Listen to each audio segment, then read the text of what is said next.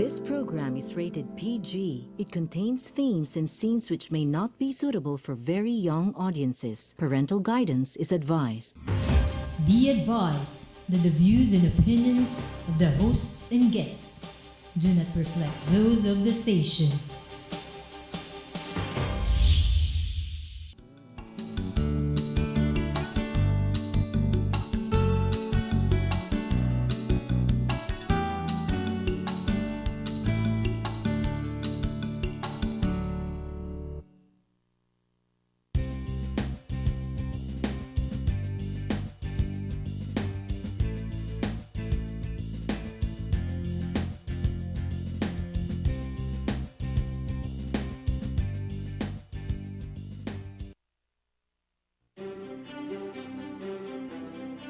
For me, art is an agent of change. Anything that highlights life. They know it's an art form when it has a story, when it speaks to them. Art is an expression of the soul.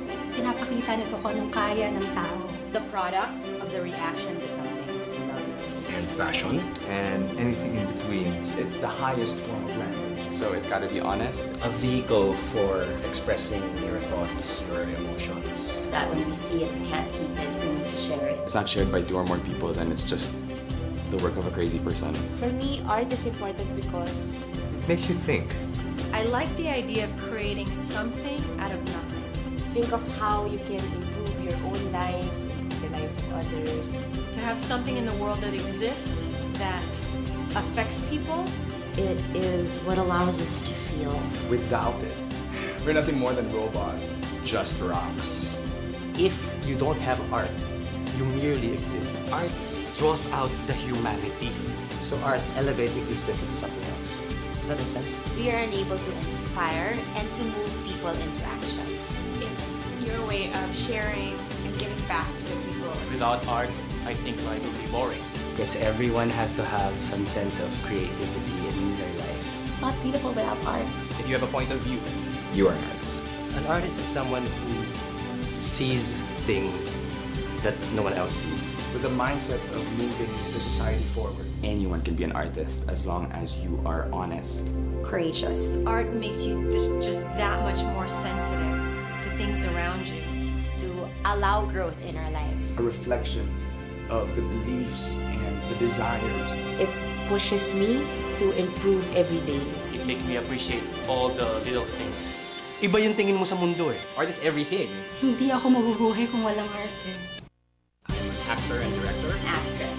I'm an actor, singer. Actor, It's an actress and a singer. actor, playwright. Theater actor. An actress. An actress. Actor.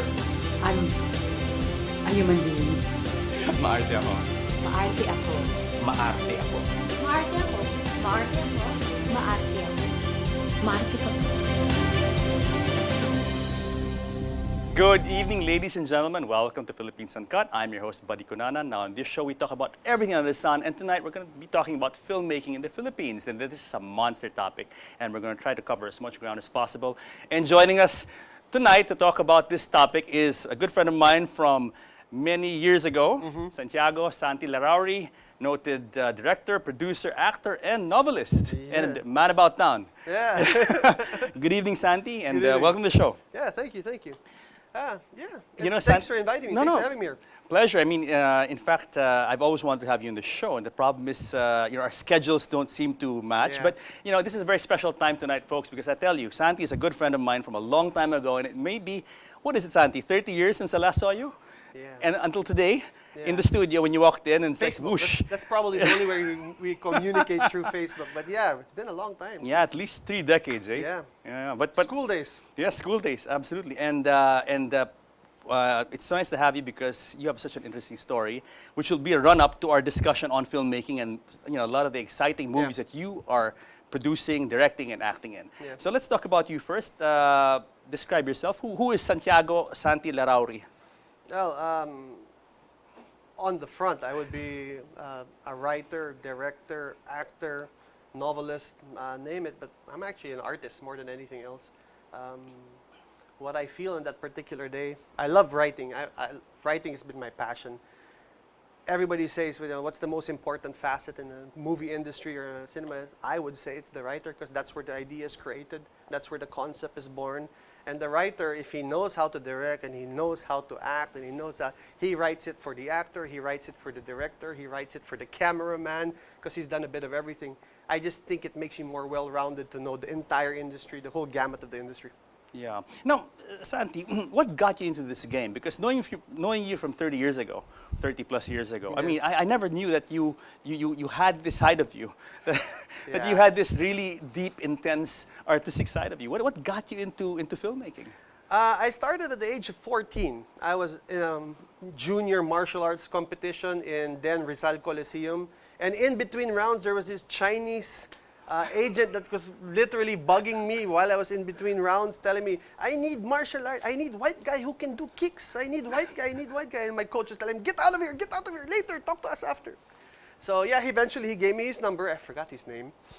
Gave me his number, we did an audition, doing jumping kicks and everything, no acting involved, it was just jumping in the air, kicking and knocking people out. That particular project did not push through. But he had projects after. And after that, that same guy introduced me to Tito Sirio Santiago, who used me in several of his projects. And martial arts projects. Martial arts projects.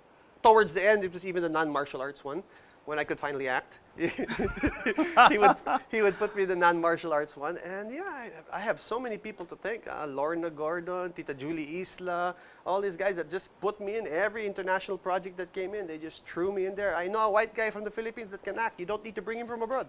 Okay, white guy in the Philippines. I understand they used to call you Puting Pinoy. Yeah, I still do. Are you Filipino? Yeah, born and raised. Taga dito ako. Dito ako pinanak. Dito naman ako lumaki.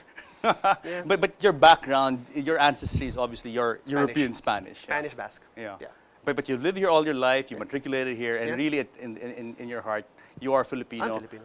Beautiful. Even when I lived abroad, everybody was asking me, so what are you? I'm Filipino. No, seriously, what are you? And I no, I'm Filipino. And they're like, and the worst thing is the Filipino, hindi ka Pinoy. Ito, ano pala? Taga Manila ako. Diyan ako pinanak. Diyan ako lumaki, di ba?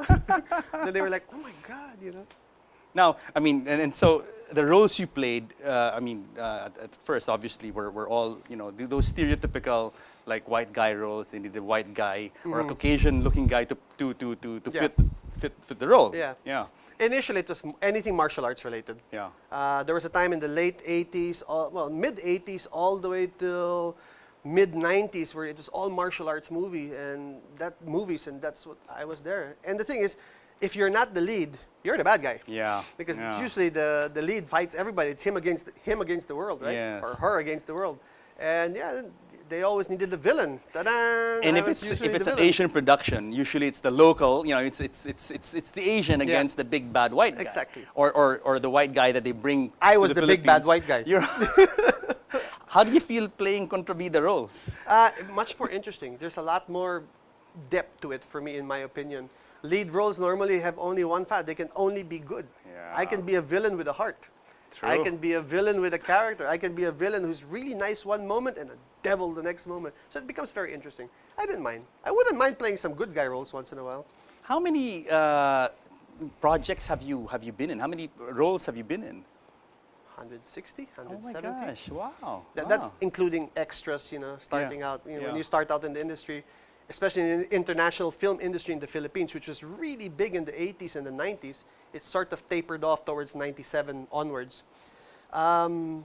You start out as extra, and then when they realize, oh, he can act, we're going to use you as then they'll give you a small bit part with one line. Oh, he did well in that. And slowly you progress. Next thing you know, you're doing roles. When did you know that you could act? Because, coming from martial arts background and martial arts movie making, I mean, we've seen all the Bruce Lee movies, and I'm really, it's really not much acting there. No? I mean, they couldn't act really. No, they couldn't. But they could kick, they could punch, they could do all these things. When did you know that you could act?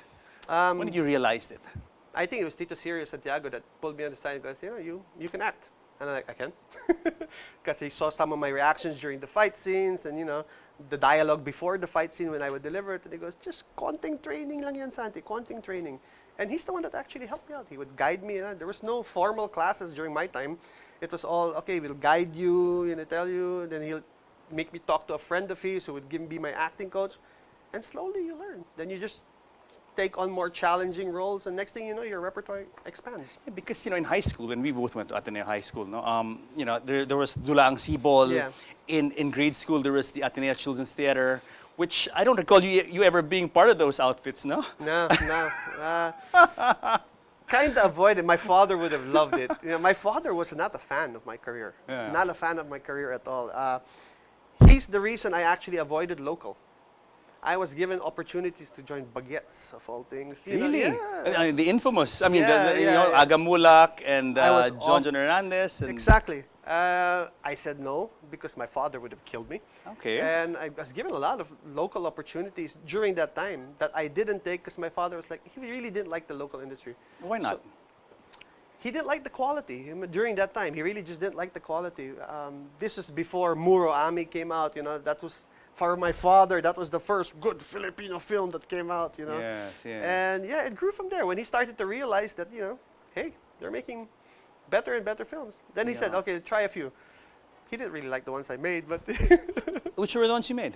Walang Kasukat sa Tapang. They were actually local movies, but with foreign backing. So it wasn't really much of a difference. Except instead of shooting it in Hong Kong, or Japan, or Korea, I was shooting it in the Philippines. But yeah, it was still a foreign film. Yeah, and I can understand how your old man felt Yeah. because occasionally, especially back then, there would be beautiful Filipino movies. No? But for the most part, they were really mass-produced movies catering to the mass. I knew that. Yeah. I knew there was good films coming out. I knew that. I saw it. It's just convincing my father that they existed. Yeah. I actually brought back VHS tapes for him to show him to that. Dad, look at this ones. And he was like, Do you ever do any leading man roles? That kind of mostly support villain roles. So no matinee idol. No. No. That kind of thing. No, I was romantic usually the villain. stuff. 9 out of 10 times I was the villain. The lead roles I had were in commercials. Which is so strange because you see, you look like a very affable, nice guy. And then for you to play all these villain roles. Yeah, well, I had to. I had to play the villain roles because, like I said, they would usually choose the lead actor, and everybody else was support. And if it was a martial arts movie, I'm the guy fighting the lead. Okay, let's talk about how you segued to being behind the camera. How did that happen? Again, it's a completely different discipline, right? Yeah, it is. Being an actor and being behind the scenes. My first behind-the-scene experience would have been writing. Again, Tito Sirio Santiago, he would toss me a script and tell me, what do you think of this? And I would read it and I would make some changes. And there were some scripts he tossed my way and I was like, oh my God, where did you get this? He goes, can you do better? And I told him, well, yeah, of course. And he goes, and that's how it started. He goes, okay, I challenge you. Write me a script. And that was it. Yeah. And directing? Directing came actually, again, from Tito Sirio Santiago. He gave me the chance behind the camera, just teaching me. He started me with every department. He put me in electrical, he put me in makeup, he put me in utility, everything. You were in makeup? Yeah, well, assisting, but you have to learn it. If you're going to be a director or especially a producer in the future, you need to know how each and every department runs so that you know how much each one can spend. Sure. Yeah, and that was his way of teaching, but I didn't know. Of course, for me, I was like, oh my God. How many years have you been in the industry, Santi? Total? 84. Since 84? Yeah. So easily you're talking about over 30 years you've been in this business. Maybe 7 years off when I left for Europe. Yeah. And it's amazing because your background is you have exposure, as you mentioned, in all these other roles in the film industry, in the operations of making a film. Yeah. You said you were in makeup, assisting. You were in front of the camera. You were behind the camera, assistant to this, assistant to that. And what do you think? How has that helped you as an artist? It really helps. It makes you understand what the people you're working with are doing. There are times I actually see the lighting is wrong and I would correct them. Mali yata yan, boss. And then they're like, oh, oo nga, no? Yung barn door nyo, medyo nakasarado yata. Then they'll open it up, things like that. It really helps. And it also helps you understand their work. You can't come up with unrealistic expectations. Look, I want the lighting set up in 30 minutes. Yeah, right. It's not going to happen, especially if it's a complex scene. Because you've been there. Yeah. This is not something that most actors go through, no? No. Going through the ropes and really, all the rungs. No. But the ones that do, you can see they excel. Oh, okay. They naturally excel. Locally, because they understand. Who are the ones that you look up to? The actors that you think would you say are world class and that you say, hey, Hats off to this Now gent. there's so many. Robin Padilla is one of them. I like the way he acts. Tirso Cruz, Nora, the original ones. Of course, they never of got course. in the international acclaim that they should have gotten much earlier than they actually did, because they can really act. There's so many. I mean, I would be hard pressed to even name 20 at this point. Yes, Yeah, yes. Just, there's just quite a few. pure artists, really, no? Yeah, and all of them have one thing in common. They understand the industry in itself, the cameraman's job, the casting director's job. So they understand it from a wider concept. I've seen actors, as a director, I know a good actor right away when the minute he asks me, what's your lens? What lens are you using? The minute they ask questions that you realize he wants to know how big the lens is, how wide, so how big his expressions need to be, how small they have to be, how compact his acting has to be. Yeah, I guess that really helps, no? Because film is it's a group effort, it's a team effort, no? And if and obviously you're in front of the camera, but if you know how everything works, and if you know how the pieces fit together, then it just comes out. It makes up your product so much better. It does. Yeah. Wait, Santi, we have to pause for a break, but before we go, we're going to treat the audience to some of your cinematic experiences. So guys, watch a clip of Santiago Santi Larrauri in action. That's cool. The hell? Huh?